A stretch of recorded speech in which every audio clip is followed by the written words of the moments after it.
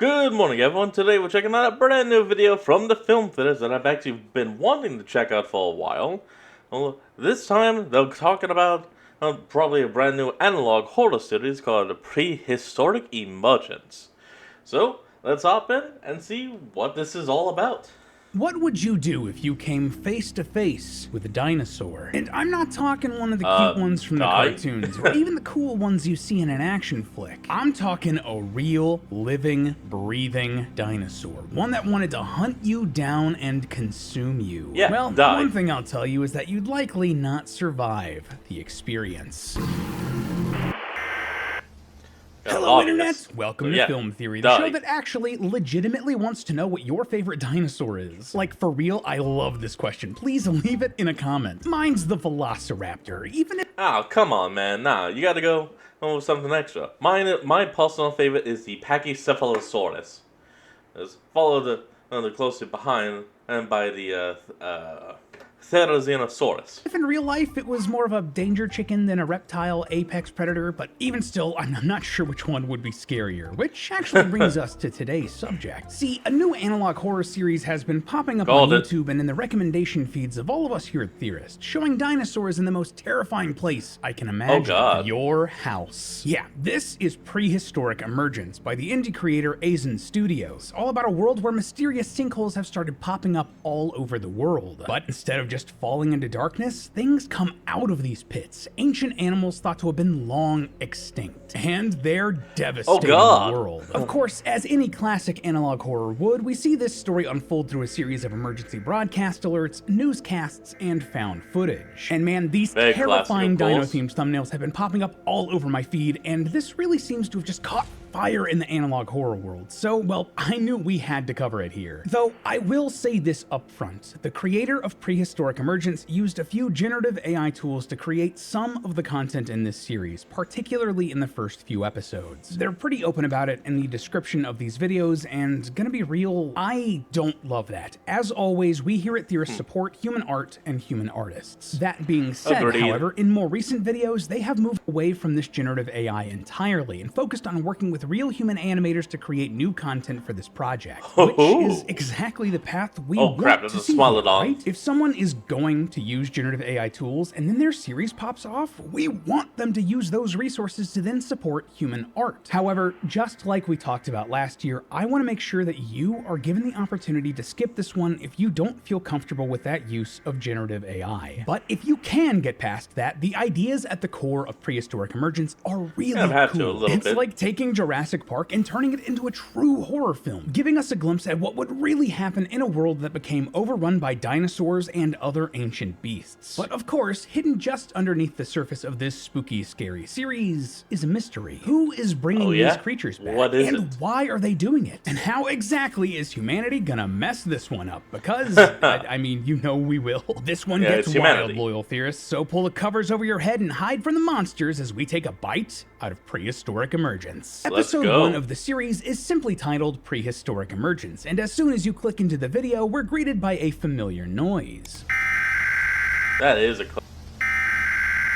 That, my friends, is the siren of the United States Emergency Alert System, normally used to warn of imminent danger. Sometimes it's used for severe weather emergencies like tornadoes, hurricanes, and flash floods. Other times, it's used to announce potential threats to public safety like active shooters. But here in Prehistoric Emergence, well, it's being used for nothing we've ever seen before. The government is warning the public of the return of prehistoric creatures. Strangely, giant sinkholes have opened up in the ocean, and 3 species previously considered to be extinct are coming out of them. We actually literally see some of these animals come out of these holes in later videos in the series. Fun fact, but we actually have a real-world scientific term for this: Lazarus taxon. Lazarus, as in the man that Jesus raised from the dead in the Christian tradition, and taxon, which is a biology term essentially meaning any scientifically classified group or entity. And believe it or not, but we actually have ancient extinct species that have returned in the real world too. The most iconic of these is the coelacanth, a species of fish thought to have gone extinct around 66 million years ago. However, this was also the inspiration for relicanth in Pokemon. 1938, biologists found a living one off the coast of South Africa. That is wild and adds a bit of tension to this series since, I mean, theoretically, it could be possible. Though, let's be real, if dinosaurs like this showed up, I'd be hopping on my phone to let everyone know I saw one, right? Though it can be tough to get basically guaranteed great service without the partner for today's theory, Mint Mobile. Anyway, the first of these creatures we're warned of in Prehistoric Emergence is the Mosasaurus, which you likely recognize from the Jurassic World movies.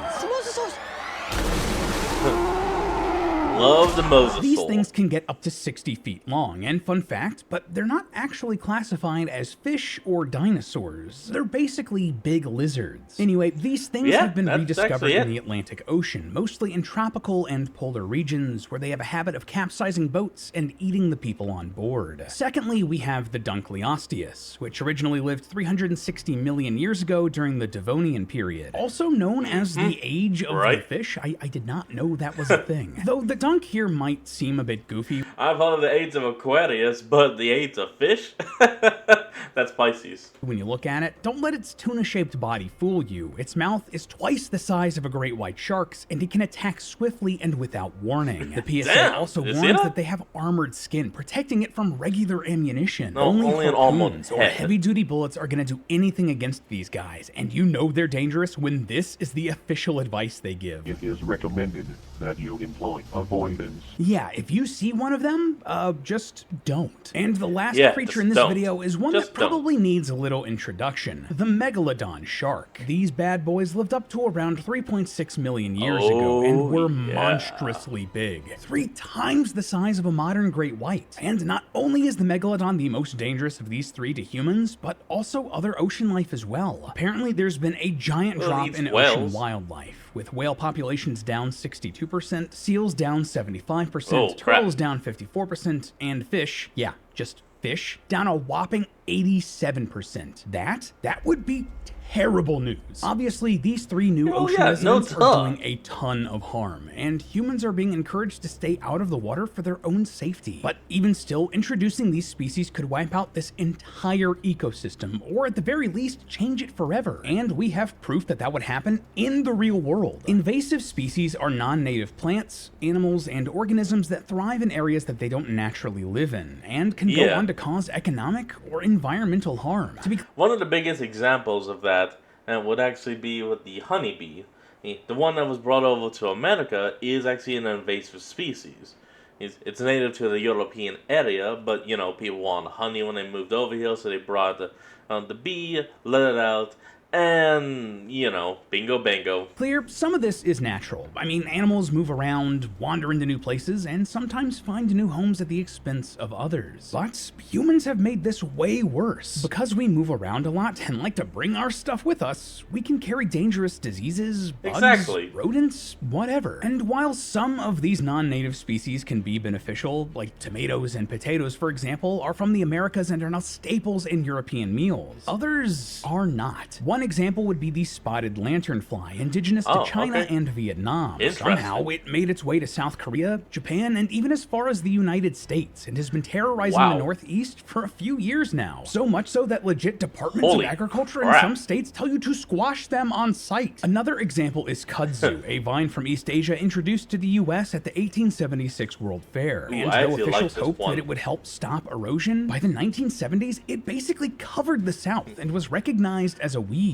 And it is the kudzu vine is pretty much like ivy or any other vine plant, but on like crack cocaine because of how damn fast it gets. So dense that it blocks other plants from getting light and can grow on and damage infrastructure. Now, imagine instead of annoying bugs and plants getting introduced to your hometown, it was a megalodon shark eating all of the little critters, and also dogs, and humans. That is what's happening in the oceans here in Prehistoric Emergence, and, well... For now, the ocean is no longer in our control. Jeez, that was just one episode of this, but it did a lot of setup for us to help understand this world, and the others shouldn't take us nearly as long, hopefully. In episode 2, we learned that these holes are no longer just in the oceans. Several have opened up on land and allowed even more prehistoric monsters to crawl back out. Firstly, we have the Megalania, the largest ever land-dwelling lizard spotted in Australia. Well, sometimes, because these things can blend into their surroundings and sneak up on prey. We later learn The fuck you mean this thing has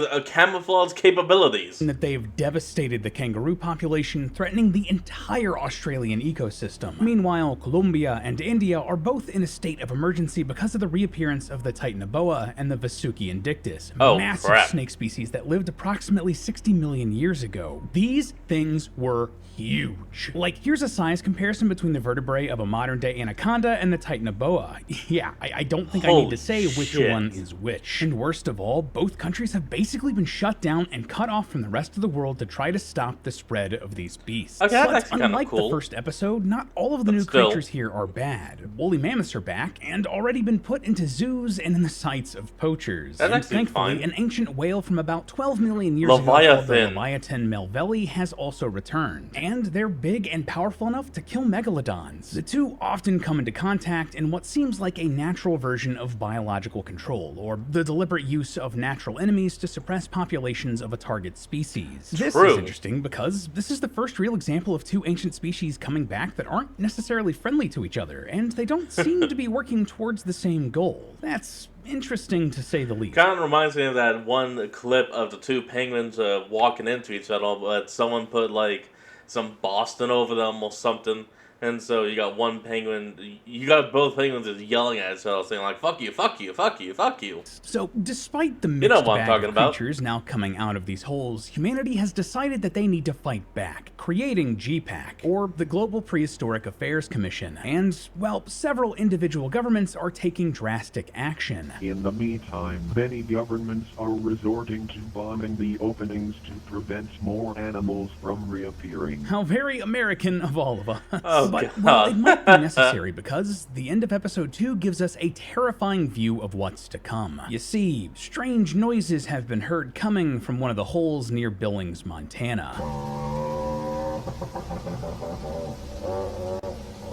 I do What the not fuck like was that? Now, if you're anything like the dino nerd that I am, you'll have recognized that noise. It's the same one that a recent study found that a famous dinosaur would have actually sounded like, The and the news is Tyrannosaurus? not good for Billings. Now, up until this point, Prehistoric Emergence be. has followed a sort of pretty standard story structure. Basically, every video introduces a Tyrant few Lizard new King. animals and then the ways that they're impacting the environment. But the third video is a little bit different. Here, we get legit lore drops, news broadcasts, Yeah, not just that. The title of it is also the Tyrant Lizard King. If you know anything, you know that there's only one dinosaur that even holds that: the T-Rex, the Tyrannosaurus.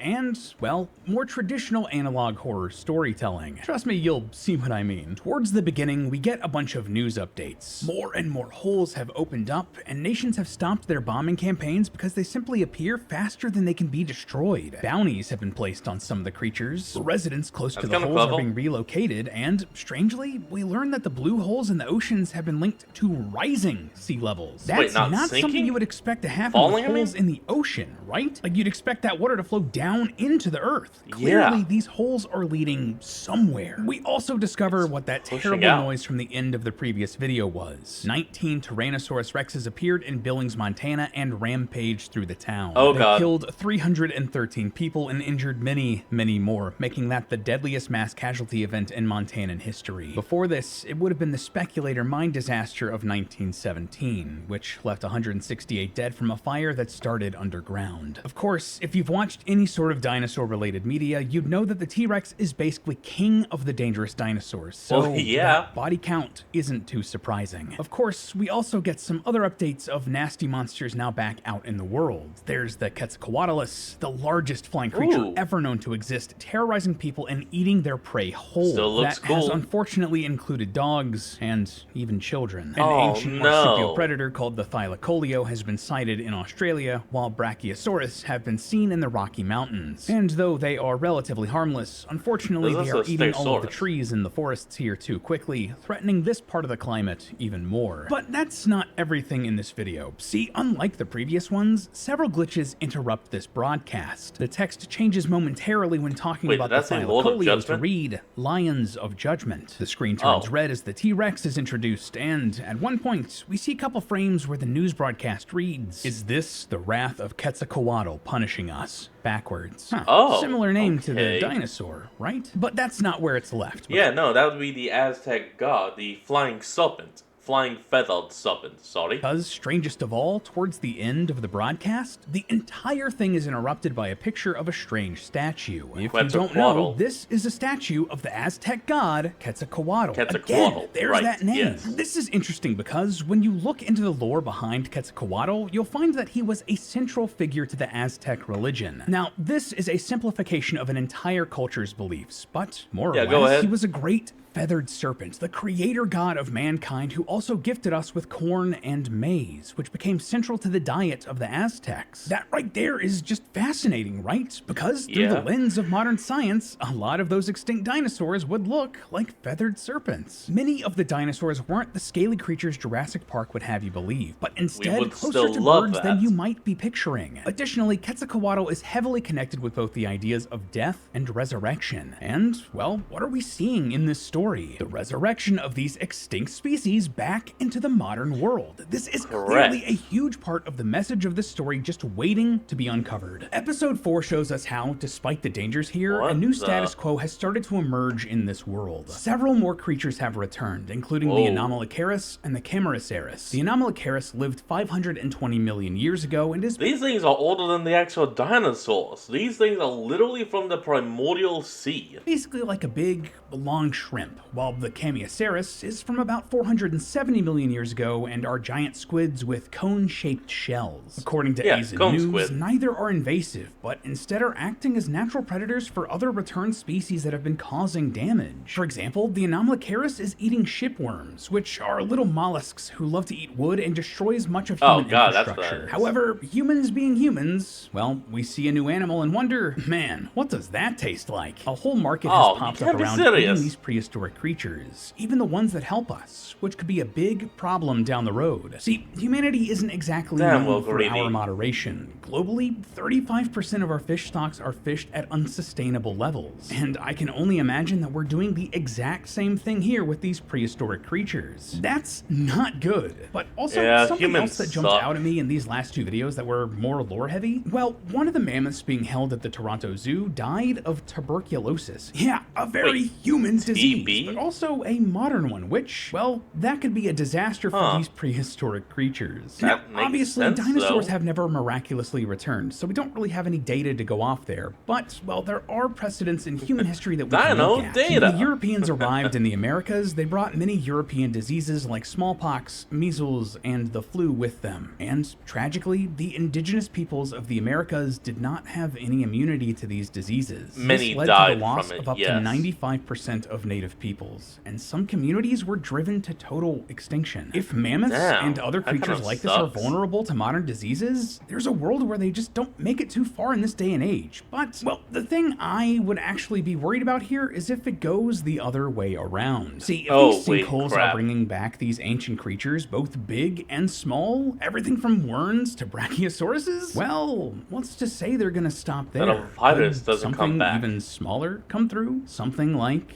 say, a disease? If an ancient disease were to come back and modern humanity had just zero tolerance to it, that could mean lights out for the entire human race. And that's a very real fear. Some scientists are concerned that climate change and the thawing of the northern hemisphere would reawaken dormant strains of the bubonic plague. You know, the Black Death? And that would be terrible. Okay, so just in general, this world is, well, it's messed up. Not only are these predators returning and completely upending everything we know about the food chain and destroying the climate as we know it, but humans can't help themselves and basically harvest these returning animals, whether they're killing us or helping us or threatening to destroy the world. Very on brand, very cash money of humanity. But even still, through all of this, well, there seems to be some strange, intelligent design to everything that's happening here, to the creatures that are coming back and why. And it's more than likely connected to some strange divine being like Quetzalcoatl. And all of that seems to be some running message in this series. See, we humans have become comfortable with our place at the top of Earth's food chain. We are the— Wait, could Quetzalcoatl be trying to remind humanity that we are not the top?